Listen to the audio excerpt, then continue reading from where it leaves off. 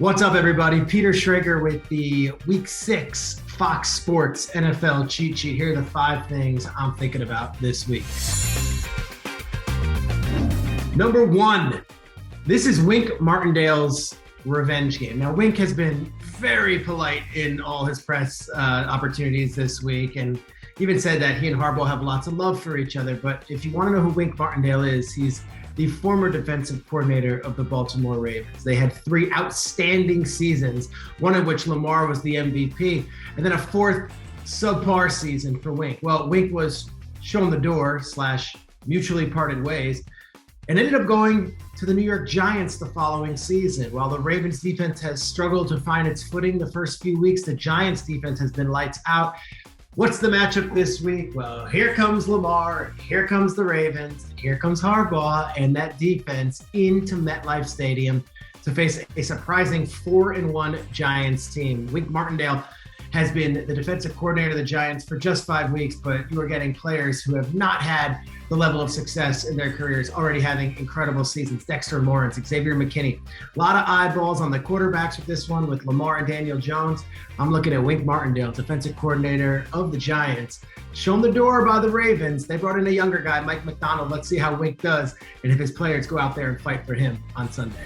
Number 2, the Patriots have a new star, and his name is Jack Jones. This is what the Patriots do. They find guys on day 3 of the NFL draft, and they emerge as NFL superstars. We've seen it time and time again. It probably starts with Tom Brady back in 2000, but the 2022 draft gem is a guy named Jack Jones, 4th-round pick out of Arizona State. But his story is an interesting one. It's a path less traveled and one that is really one about redemption. Okay, in 2018, Jack Jones was at USC, didn't have the grades, had to leave USC, and took a year off from football. While he was there, he got into some trouble off the field. Actually, the story goes, he went and tried to rob a Panda Express restaurant that was empty at the time. The charges were dropped, but he did get a misdemeanor and had 45 days on house arrest. After that, he's tried to find himself, ends up in Arizona State, has an outstanding season, gets to Arizona State, Herm Edwards, everything's going great. He gets in a fight and is suspended from the team at Arizona State. That's the story, right? No. He comes back for 2021, has a lights-out season, and he enters the NFL draft, and Bill Belichick sees something. What has he done as a pro? Well, in his first career start last week, he gets an interception, a little toe-tap beauty, and in 2 weeks before this, became just the 4th player in NFL history to have a pick 6 on Aaron Rodgers. He's already in the starting lineup. He's in the mix. He's number 13. He's a rookie. I already am into him. Jack Jones. Good story for the Patriots. He has seemed to have found his way in the NFL. Number 3, the 49ers are incredible. And it's their resiliency that I am so amazed by. Because a lot of teams lose a player here, lose a player there, and all of a sudden you're like, oh, that team can't win a game. They lost XYZ. 49ers have lost everybody and lose everyone every year. Like, they get injured every year. And it's something that it must be in the water or on the turf they're playing at, whatever it is. But let's look at the injuries. No Trent Williams, no Eric Armstead. They lose Emmanuel Mosley to an ACL injury. Jimmy Ward breaks his hand last week. Now Nick Bosa's got a groin injury. We lost Trey Lance already. We lost Elijah Mitchell already. We lost Javon Kinlaw already. They just have so many injuries. And yet, what do the 49ers do? Take it in stride. They go out there, they beat the snot out of the Carolina Panthers by 22 points. And they'll play again this week, and they'll probably be just fine playing against the Atlanta Falcons. That is a testament to culture. That is a testament to roster building, and it's a testament to all the men who step up when those star players go down.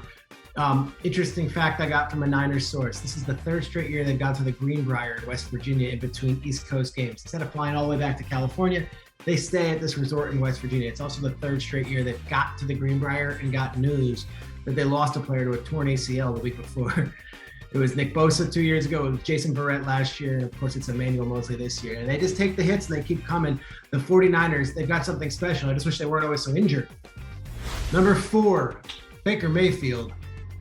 What the heck just happened? This has been a nightmare scenario for Baker Mayfield. Yes, Matt Rhule is no longer the head coach, and they're going to have Steve Wilks, and we're going to try to make something out of this Panthers season. But as Baker Mayfield was in a walking boot, I got to say, he has not been good this season. And this is the nightmare scenario for Baker. Gets out of Cleveland, gets a 1-year deal, basically a tryout situation with the Carolina Panthers. And this could have been like that deal where it's like, Baker lights the league up.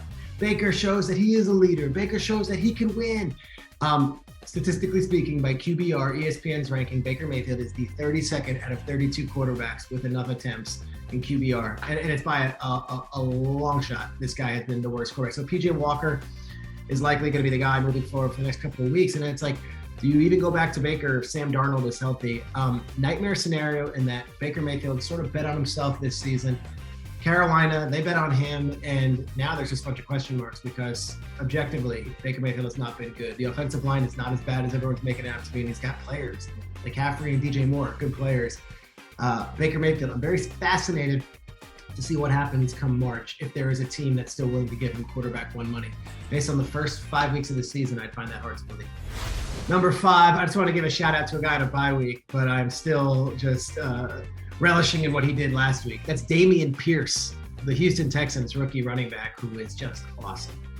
Damien Pierce had 17 forced missed tackles last week in their win against the Jacksonville Jaguars. He's 5th in the league in rushing overall. He leads all rookies in rushing, and this dude is the real deal. He runs like he's a ball of butcher knives. He's huge. He loves contact, and he loves shedding different opponents. Damien Pierce, a day 3 pick out of the University of Florida by the Houston Texans. Not a lot of stars on that Houston roster, but it looks like we've got one in Damien Pierce. Shout out to him. Enjoy your bye week. There's a lot of contact left to go. And that's the Week 6 Fox NFL Schrager cheat sheet. What a slate of games. The Jets at Lambeau with Burkhardt and Olsen on the call. Let's go. Can't wait. Fox, Week 6. Enjoy.